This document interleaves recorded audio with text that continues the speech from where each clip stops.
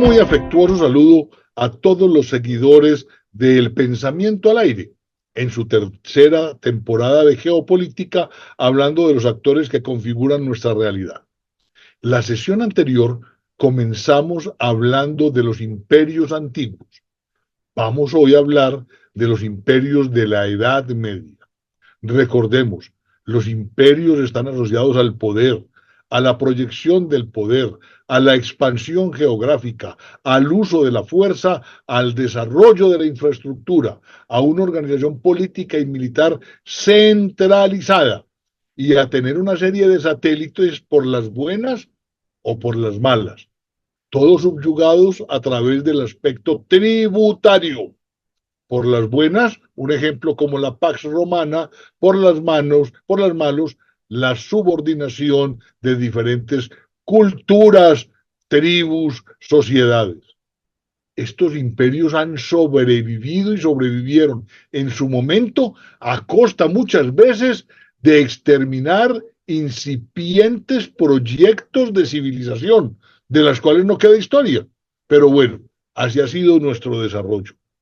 Un gran abrazo para los doctores Antonio Montoya y Antonio Ardila, que son los artífices de la realización de estos programas. Y vamos entonces, entrando en materia, a hablar de los imperios de la Edad Media. Recuerde que terminamos con el Imperio Romano, pero el primer Imperio Romano, el que duró como 500 años más o menos. Lo que parece que entonces después el Imperio Romano se expande hacia Oriente, después de la decaída de Occidente, y es relevado por otro tipo de poderes y de gobiernos. Durante la Edad Media hubo tres grandes imperios: el Imperio Bizantino, el Imperio Islámico y el Imperio Carolingio. La Edad Media se dividió en dos tramos principales: la Alta Edad Media, que va del siglo V al X, y la Baja, que va del X al XV. O sea, de a 500 años más o menos en números redondos. Y lleva a que haya una serie de imperios que luchen por territorios a partir de la defensa de patrones culturales, en lo social, en lo político, en lo económico, pero sobre todo en lo religioso. Muy bien. Estos son los escenarios donde los imperios bizantino, islámico y carolingio desempeñaron sus autoridades en una coexistencia tensionante, puesto que cada uno de ellos, como mínimo, quería mantenerse y, ¿por qué no?, quitarle preeminencia a los otros. En la Edad Media, para nosotros, en Bizancio, este imperio sí que es importante. Su capital fue Constantinopla, la antigua Bizancio. Recibe una influencia de Oriente, de la Grecia como lengua, el griego como lengua, y el título de Basileus se le da al emperador. De Occidente, ¿qué se conservan? El derecho y la administración romana y la religión cristiana. De ahí que se hable de que el imperio bizantino es el gran continuidor del ejercicio del imperio romano y el potenciador de la religión cristiana. El imperio bizantino surgió tras la división del imperio romano en 395 después de Cristo y duró por más de 1000 años hasta que cayó en 1453 a manos del imperio otomano. La capital era Constantinopla, fundada por Constantino el Grande, sobre la antigua ciudad de Bizancio. El imperio controlaba territorios de los Balcanes, las islas del mar Egeo, Asia Menor, lo que es la actual Turquía, Chipre y el norte de África. También conocido como el Imperio Romano de Oriente o Bizancio, fue una continuación del Imperio Romano hasta 1453, insistimos. Fue el centro de la cultura grecorromana y del cristianismo ortodoxo. De ahí su influencia por Europa Oriental y el Mediterráneo. Jugó un papel crucial en la conservación, respeto y proyección de la cultura clásica, la defensa de Europa contra la invasión islámica y la expansión islámica y el desarrollo de la civilización medieval. El imperio, obviamente, como todos los imperios, tuvo un periodo de declive a partir del siglo VII debido a factores como guerras civiles y externos como las invasiones. Tiene un gran legado importante como hoy la Hagia Sofía, la gran catedral que ha sido dominada o manejada por diferentes tipos de iglesias y de creencias, pero cuya arquitectura sigue siendo un símbolo. Ha sido lugar de culto, pero también ha sido museo, hoy sigue siendo lugar de culto. El gobernador bizantino gobernaba como monarca absoluto, siendo el comandante del ejército, de la iglesia y del gobierno. Esta es la evolución del imperio bizantino. Fijémonos, en el siglo VI, el emperador Justiniano el Grande recupera una serie de territorios. En el siglo VII al XI tienen conflictos con los persas y los musulmanes y los bárbaros. Y del siglo XI al XV, una confrontación permanente con los otomanos que van conquistando paulatinamente el territorio hasta que cae Constantinopla. Aquí se ve una cronología de esos tres periodos que acabamos de ver, con Justiniano como gran epicentro, las conquistas territoriales, la evolución histórica posterior a Justiniano, el gran cisma de Oriente y lo que tiene que ver con la caída del imperio a manos de los otomanos. Se refleja en el repliegue de Bizancio y en su declive. Digamos que este es un resumen gráfico de qué pasa con Justiniano y tras la muerte de Justiniano. Muy bien. El emperador, como dijimos, se denominaba Basileus, tenía un poder teocrático, político y militar. El imperio se dividía en provincias o temas y el estratego era el gobernador militar que dirigía el ejército. Esta es un corte arquitectónico transversal de Hagia Sofía, que es de alguna manera un epicentro y un punto de referencia para diferentes tipos de proyecciones arquitectónicas. El imperio islámico en la Edad Media pues tiene un crecimiento enorme. Se habla de que los califas, Rashidin, los arquitectos del imperio islámico primitivo, tuvieron su primer impulso obviamente con Mahoma. De alguna manera nace en la península ibérica, al oriente próximo entre el Mar Rojo y el Golfo Pérsico, y de alguna manera su territorio es un desierto. En el siglo VII después de Cristo, 632, es donde empieza su visibilidad. Esto es una cosa bien compleja de entender, sobre todo para nosotros los occidentales, porque Mahoma, el Corán, sus creencias y sus territorios tienen muy poco en común con las creencias de Occidente. La expansión del Islam se da por etapas, de Mahoma hasta el 632 y los primeros califatos del 632 al 661, pues tienen su epicentro en la Meca. Después el epicentro pasa a Damasco, donde se da el califato Omeya del 661 al 750, y después de la Meca y Damasco llegan a Bagdad con el califato Abbasí del 750 al 1258, casi 500 años de desarrollo y de esplendor. El fundador se considera que fue Mahoma, siglo VII, con una organización alrededor del califa. Al morir de Mahoma, se diferenciaron dos grupos, los chiitas y los sunitas.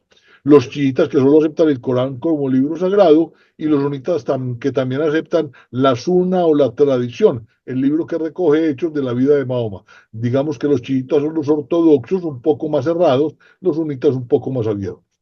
Tras la muerte de Mahoma, el Islam se expandió, favoreciendo diferentes causas, el impulso de la nueva fe, la obligación de extender la religión por el planeta, la organización de un ejército poderoso, los deseos de botín y la debilidad de los vecinos bizantinos y persas. Durante el califato ortodoxo, los califas concentraron el poder político y religioso y el imperio se fue hasta Egipto y Mesopotamia. la organización política, tienen que ver con el califa, el visir, el emir, el cadí y el diwan. La evolución del califato gira alrededor de lo ortodoxo, del omeya y el alifí que mencionamos ahora, y las fases de la expansión van desde Mahoma, pasando por el califato ortodoxo, el califato omeya y el califato abasí. En este proyecto, cada una de las etapas giran alrededor de la égida de Mahoma, los califas son amigos de Mahoma, crece el Islam fuera de Islandia, fuera de Arabia, perdón, se da la máxima expansión del imperio hasta la onda de la península ibérica con el califato omeya, y hay un periodo de decadencia y de disgregación territorial en el territorio, en el califato Abbasí. El Islam, el Islam fusiona las creencias espirituales y lo material, la afirmación y la firmeza en la creencia, la aceptación de las órdenes tiene como base la fe, quien tiene fe prospera, y tiene como fuente fundamental, fuente básica, el Corán y los Sunnah. La economía islámica gira alrededor de la agricultura, la ganadería, la artesanía y el comercio. El ámbito social queda configurada por un mundo islámico cuya cabeza está en cabeza de árabes y sirios que manejan los temas políticos y alrededor de los grandes señores, los veraderes, los mudaíes y la base. El imperio se caracterizó por una estructura judicial basada en alfaquíes, una estructura política basada en los califas, la preservación del legado del imperio bizantino, sobre todo en cuanto al manejo de las ciencias, lo matemático y lo filosófico, la implementación de un sistema económico basado en la legislación islámica y en el libre mercado, y el asentamiento en ciudades con vocación interoceánica o intercontinental como Estambul o Córdoba, Córdoba en España. Llegamos al imperio carolingio, que es, digamos, el más próximo y reciente para Occidente. Durante el siglo IX fue el principal estado de Europa occidental y pretendió ser la heredera del antiguo imperio romano. Comenzó en el siglo VI por la debilidad de los reyes francos y hasta el 843 por la división del imperio. El imperio carolingio se originó gracias a un hijo de Pipino que se llamó Carlos o Carlomagno. Empezó la expansión territorial del reino, pretendía restaurar el antiguo imperio romano y occidente y se enfrentó a otros pueblos germánicos. Fue proclamado emperador por el Papa León XII en el año 800. La organización territorial, aquí la vemos, el imperio carolingio entre los siglos 8 y 9. La división territorial estaba dada por condados, por marcas, por zonas pacificadas y por zonas defensivas o fronteras. La máxima autoridad es el emperador, los condes son los delegados que gobernaban por delegación real y eran controlados por inspectores enviados por el emperador llamados missi domicili y por marqueses que dirigían las marcas. Es un término, el imperio carolingio es un término historiográfico para referirse al reino franco que dominó la dinastía carolingia entre el siglo VIII al siglo IX en Europa occidental. Fue un hecho relevante la coronación de Carlomagno porque de alguna manera empieza una aproximación muy íntima entre los reyes europeos, la mayoría, y la Iglesia católica. De alguna manera la economía estaba supeditada a la producción agrícola de trigo, cebada y avena. El territorio se extendía a gran parte de Europa occidental, pero el núcleo se encontraba en lo que hoy es Francia. La máxima autoridad era el emperador y el papa era su jefe espiritual, la monarquía centralizada en el esquema de gobierno y el idioma predominante era el fráncico, aunque también se hablaba en el galo-italiano, el sajón y algunas otras lenguas germanas. De alguna manera aquí vemos cómo se desarrolla el imperio carolingio, es Carlomagno, hay un renacimiento del poder central, una unificación religiosa y se da el acuerdo de Aquisgrán, hay unas conquistas territoriales y de ahí empieza del reino de los francos a la división del imperio donde aparecen los francos, Carlos Martel, Pipino el Breve, Carlos Mario, Carlos Magno y la división del imperio. Los tres hermanos se enfrentaron en una guerra civil permanente. La parte occidental le correspondió a Carlos el Calvo, la parte central le correspondió a Lotario y la parte oriental le correspondió a Luis el Germánico.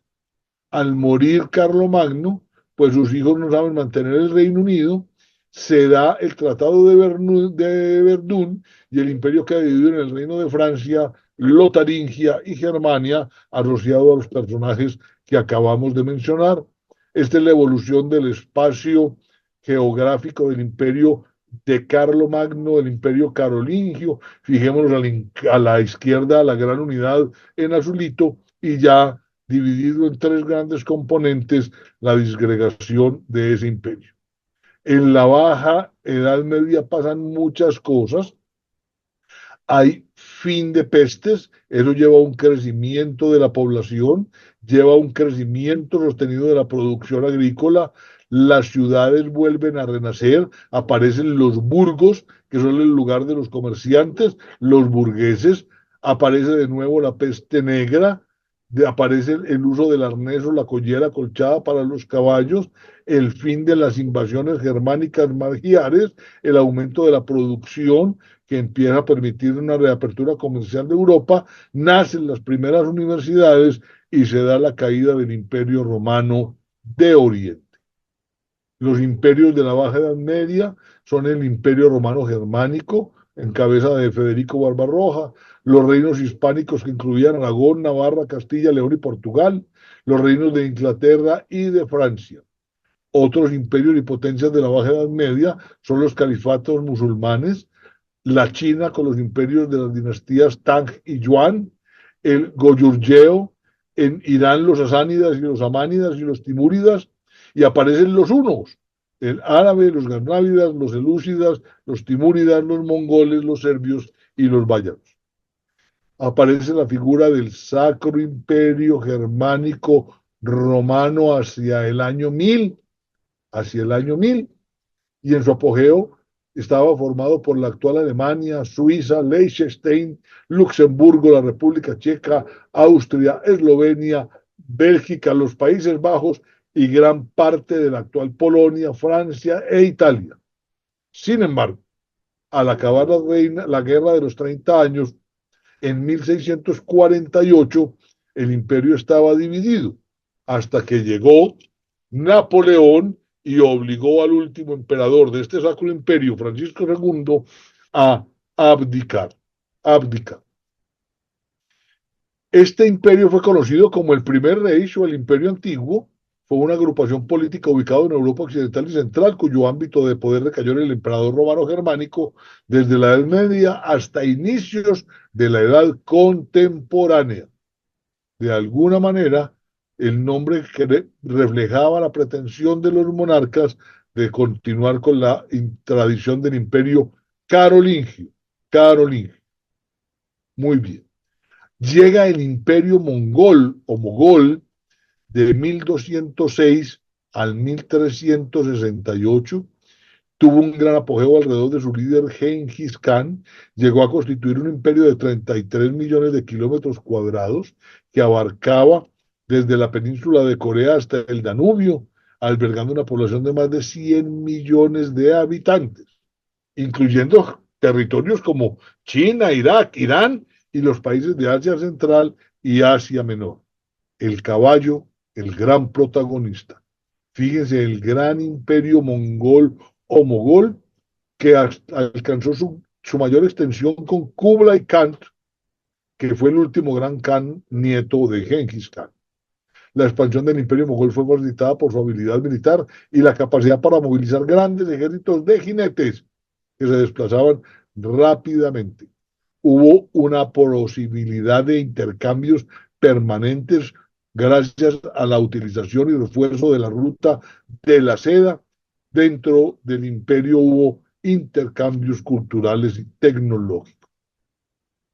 La ruta de la seda promovió el comercio. El legado del imperio mongol perduró en la historia de Asia y Europa, influyendo en las civilizaciones posteriores. La dinastía Yuan, por otro lado, fue establecida por Kublai Khan, nieto de Genghis Khan, quien logró conquistar y unificar a China bajo su gobierno. Eso de unificar a China es un mérito enorme. Ni ellos han logrado una estabilidad alrededor del tiempo. La fragmentación del Imperio Mogol y la formación de la Horda de Oro y la dinastía Yuan son ejemplos de cómo los imperios pueden evolucionar y adaptarse a lo largo del tiempo. El Imperio Inca, ya venimos a América. El nombre es Tahuantinsuyo, las cuatro regiones, ubicado en América del Sur, en los territorios que hoy ocupan Perú, Bolivia, Ecuador, Chile, Argentina y el sur de Colombia. La capital es Cusco, está dividido en cuatro suyos o regiones, gobernado por el Inca, que es el emperador. Ese tiene una impresionante arquitectura, dentro de los cuales sobresalen Machu Picchu. Es una religión centralizada y asociada al sol. La caída está asociada a la llegada de los españoles con Francisco Pizarro, que promovió una guerra civil interna y enfermedades y trajo enfermedades europeas que contribuyeron a la casi que a la diezmada de la población. El idioma es quechua. Su capital era la ciudad de Cusco, conocido como el ombligo del mundo. El idioma era el quechua, la religión era politeísta, con dioses como Viracocha, Inti, Pachamama, Apus y Cochamama. Su economía se basaba en el trueque y la agricultura. Su arquitectura se caracterizaba por el uso de grandes bloques de piedra encajados entre sí. Su sociedad estaba dividida en clases sociales y sus gobernantes eran considerados divinos y tenían títulos como el señor Inca o el Zapa Inca. Muy bien. La sociedad del Cauca tenía una base que eran los yanaconas, seguían los minimaes, el pueblo, la nobleza de sangre, la nobleza de privilegio, la nobleza local y la realeza, que estaba configurada por el Inca, la Coya, que era la esposa, y el Auquí, que era el heredero. La decadencia, pues, tuvo que ver con la llegada de Francisco Pizarro, el manejo político complicado que realizó traicionando al propio Atahualpa y de alguna manera su asesinato. La economía de los incas era redistributiva, cultivaban para todos, y después los producidos eran puestos en comunidad y de ahí una parte se le entregaba al Inca. La economía era absolutamente agrícola, aprendieron a cultivar en terrazas. Recordemos que la cordillera de los Andes era parte instrumental y estructural de su territorio y de alguna manera su legado fue histórico, arquitectónico, que incluye muestras de arquitectura enormes como Machu Picchu, Sacsayhuamán, Coricancha y Pisaca. Llegamos a los imperios de la Edad Media y en la Edad Media, en la Edad Moderna, se destacaron varios imperios: el español, el británico, el francés y el portugués, además de imperios como el otomano y el ruso. Este, por ejemplo, es el desarrollo de esos imperios europeos y no europeos. Se desarrolla en esta época la conquista de América con intensidad, se abren nuevas rutas comerciales y aparecen ya a su final los procesos primarios de industrialización intensiva. El imperio español estableció un extenso dominio colonial en América y Filipinas. El imperio británico desarrolló un imperio colonial global con presencia en América del Norte, India y otros territorios. El imperio francés tuvo presencia en América del Norte, India y otros territorios. El imperio portugués fue pionero en la exploración marítima y el establecimiento de rutas comerciales, así como en la colonización de África y Asia. El imperio otomano dominó el Mediterráneo oriental y partes de Europa, siendo una fuerza política y cultural importante durante la Edad Moderna. Y el imperio ruso expandió su territorio hacia el este y el sur, alcanzando gran parte de Siberia y Rusia, consolidándose como un gran imperio de gran presencia geográfica en la región. Las características de estos imperios eran más o menos comunes: expansión territorial, dominio político y cultural, expansión económica y conflictos y tensiones permanentes entre sí, entre los aborígenes de los territorios que conquistaban y posteriormente entre las colonias y el poder central. El Imperio Español fue uno de los imperios más extensos de la historia, con territorios en casi todas partes. Su auge estuvo entre los siglos XVI y XIX y tuvo su origen en la unión de las coronas de Castilla y Aragón, obviamente impulsado por la conquista, colonización y explotación de las Américas, El Imperio Español fue el primer imperio global de la historia. Se hallaban sus territorios en distintos continentes separados por océanos. Se decía que en el Imperio Español no se ponía el sol. Durante los reinados de Felipe II y Felipe IV se produjo la caída del imperio debido a una crisis económica importante y también a la presencia del imperio napoleónico, que tuvo una corta estadía, pero proyectó y potenció a Francia. Los reyes católicos y la unidad con la Iglesia Católica llevaron a ser una simbiosis importante con cosas buenas, regulares y malas, como es común y normal en el desarrollo de los imperios. La organización del imperio tenía sus propios órganos. Se hablaba de los virreyes, que eran las personas que reemplazaban o representaban más bien al reino, al rey en sus posesiones de ultramar, de ultramar. Las actividades exteriores pues tenían que ver con la agricultura, tenían que ver económicamente con los trabajos del metal y la acumulación y el aprovechamiento del oro que traían de las colonias. El Imperio Británico tiene su apogeo entre los siglos XVI y XX, alcanzó su apogeo en el siglo XIX, se habla que es el imperio más extenso de la historia, que es, con territorios que se entendían por Europa, África, Asia, Australia, Norteamérica. Fíjense en el mapa de la izquierda, la parte oscura, lo que era la presencia territorial de Inglaterra, del Imperio Británico, gracias al control de las rutas marítimas por su potencia naval. Este era el Imperio Británico hasta 1920, fíjense el territorio, pero fíjense las rutas comerciales. En esta época, territorio sin estar asociado a las rutas comerciales y a la infraestructura logística, pues no hacía parte del imperio e iba desapareciendo paulatinamente. El imperio se desarrolló gracias a Isabel I, que estableció una iglesia protestante en Roma, con una continuidad en su reinado de 48 años, y de Victoria, que heredó el reino a los 18 y tuvo como proyecto político casar a 9 de sus hijos y 26 de sus nietos con todos los miembros de la realeza europea de la época, incluyendo a Rusia. El Imperio Británico tuvo como objetivos obtener una gran cantidad de recursos naturales, obtener mano de obra barata, crecer industrialmente, controlar rutas comerciales y marítimas y mantener a los países sobre su dominio económico. Los principales territorios conquistados fueron Sudáfrica, Canadá, Hong Kong, India, Nueva Zelanda, Australia y Egipto. El imperialismo británico comenzó después de que la Gran Bretaña ganara fuerza marítima en el siglo XVI y se fue consolidando.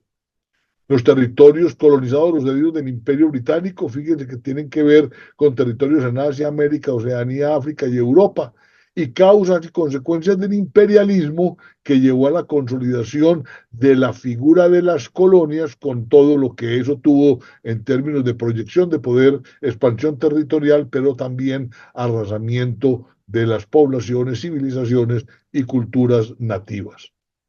Muy bien.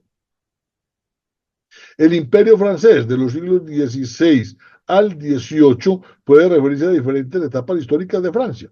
El primer imperio fue del 1804 a 1815, ahí está Napoleón. El segundo imperio, 1852 y 1870, y el imperio colonial francés, todo tenía signada la firma y la rúbrica de Napoleón y de sus herederos. se da el primer imperio francés, su expansión, fue el escenario de las revoluciones liberales con la abolición del feudalismo y finalmente ese imperio francés efímero duró mientras estuvo vivo Napoleón y fue derrotado por la coalición de las potencias europeas en la batalla de Waterloo. Este fue el primer imperio francés. Fíjense la acogida y la proyección que logró alcanzar Napoleón en cortísimo tiempo. El segundo imperio se presentó un periodo grande de inestabilidad política hasta que llegó Napoleón III, le tocó resolver las revoluciones liberales y fue caído en la guerra, y fue derrocado y cayó el imperio en la guerra franco-prusiana. Esta es la figura un poco más pequeña del segundo imperio francés, pero hay que reconocer que también tenía gran influencia sobre África y sobre Europa Central. El tercer imperio colonial francés nace en la segunda mitad del 19 y principios del 20. Las colonias francesas eran gobernadas por funcionarios franceses y la economía giraba alrededor de la explotación para beneficio único de Francia. Después de la Segunda Guerra Mundial, las colonias francesas comenzaron a obtener su independencia. Este es el imperio colonial francés hacia 1914, marca unos puntos importantes en Europa, en el norte de África, en Indochina. El imperio portugués fue uno de los más importantes imperios coloniales desde el siglo XX hasta el XX, basado básicamente en su expansión marítima, control de territorios, control de puertos, control de rutas comerciales. De alguna manera, este imperio se originó con los descubrimientos marítimos liderados por los navegantes portugueses del 15. Estaban los exploradores importantes como Vasco da Gama, quien llegó a la India en 1498, y Pedro Álvarez Cabral, quien descubrió Brasil en 1500. Sus colonias, ricas en recursos naturales y las rutas comerciales, permitían generar un control y monopolio de, por ejemplo, el comercio de las especias. En cambio, y a través de los siglos, se fue debilitando por la competencia con otras potencias como España, Inglaterra y Países Bajos. Finalmente, tras la revolución de los claveles, Portugal concedió independencia a la mayoría de las colonias africanas, poniendo fin al imperio portugués. Fíjense que es que las rutas que organizaron eran importantes. Desde Lisboa a la izquierda, bajaban por el cono africano, llegaban hasta la India y de ahí hasta los países del Océano Índico y Pacífico. Las etapas del Imperio Portugués, exploración y conquista, siglos XV y XVI, expansión colonial 17 y 18, desafíos y declives 18, 19 y 20. Aparece el Imperio Otomano de 623 años, del 1300 después de Cristo al 1923, surge de la región de Anatolia, hoy Turquía.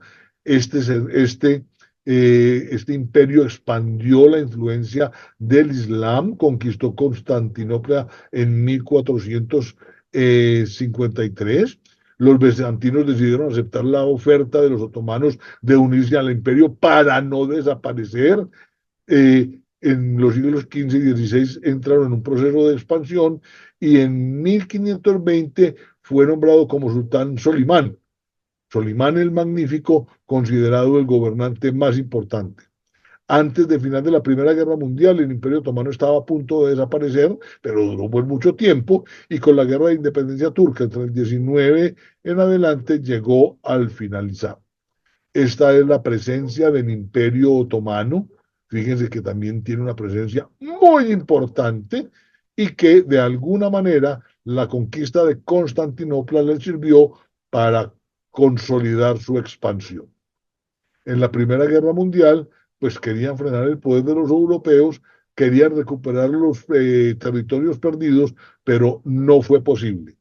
en una de sus acciones desesperadas, realizaron un genocidio contra la población armenia y con el paso de los años el Imperio Otomano se fue desparamando. El Imperio Ruso pues tuvo un origen complejo por la extensión del territorio, la situación climática, el manejo de Siberia y todos los vecinos que tenían a través de organizaciones tribales. El imperio se consolida de 1721 a 1917 con una monarquía hereditaria, aparecen los zares, la dinastía de Romanov, el cristianismo ortodoxo, la gran guerra del norte, y aparecen figuras como las de Napoleón Bonaparte y Hitler, que quisieron dominarla y conquistarla siendo derrotados. Se expresa a través del nacionalismo ruso un auge importante alrededor de lo que fue la revolución bolchevique, la presencia de Rusia con Stalin a la cabeza en la Segunda Guerra Mundial, que supo aprovechar para el bienestar y los intereses de Rusia las oportunidades que le dieron en la Primera y la Segunda Guerra Mundial. El imperio ruso se ha venido afectando por el atraso político, económico y social en comparación con la Europa occidental, muchos campesinos en un sistema agrícola arcaico, una creciente efervescencia cultural a partir del siglo XX, una derrota en la guerra ruso-japonesa del 4 al 5 que incrementó el descontento y precipitó la caída de los zares. Con la revolución, el imperio ruso dejó de existir formalmente el 1 de septiembre del 17 con la proclamación de la República Rusa. Fíjense que es que la extensión del imperio ruso sí es descomunal. Controlar esa vasta extensión, sobre todo con condiciones climáticas terribles y con un montón de nacionalidades inmersas en el propio territorio, no es una tarea fácil. En términos geopolíticos, simplemente esta es una enumeración de una forma de ver la historia dominada a través de familias. Y aquí aparecen las principales casas familiares desde los orígenes del imperio egipcio hasta nuestros días. Ahí les queda la información porque es muy interesante ver cómo de alguna manera algunos argumentan con soportes y con bases que es que el poder se lo han pasado el de familia en familia, no de sociedad en sociedad, no de nación en nación, de familia en familia.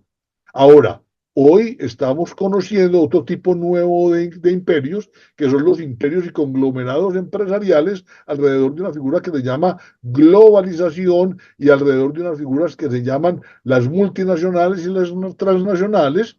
Las multinacionales tienen gestión centralizada, productos uniformes y mayor control desde una sede principal, y la transnacional tiene una mayor autonomía de las filiales, productos adaptados a cada mercado con estrategias descentralizadas. Miremos, por ejemplo, este solamente Nestlé como emporio, y Nestlé haciendo parte de un macroemporio. Y aquí estamos viendo aquellas organizaciones que hoy, en términos de tecnología, son capaces de ponerle condiciones al mundo. Hemos hecho entonces un gran recorrido a través de los imperios que hoy adquieren unas nuevas dimensiones por la importancia de la tecnología y de las posibilidades que dan las telecomunicaciones, obviamente con el tradicional imperio de la fuerza y del poder militar. Pero hay que reconocer que organizaciones hoy como la FIFA, como Amazon, como Google, como Alibaba, como Facebook, como X, como TikTok, empiezan a tener una importancia enorme. Y de alguna manera uno podría hablar hoy por hoy que ya tenemos competencia, no solamente entre estados, sino entre grandes corporaciones privadas y estados. Esto llevará a unos ajustes de los órdenes mundiales que veremos en los próximos quinquenios o decenios. Muchas gracias.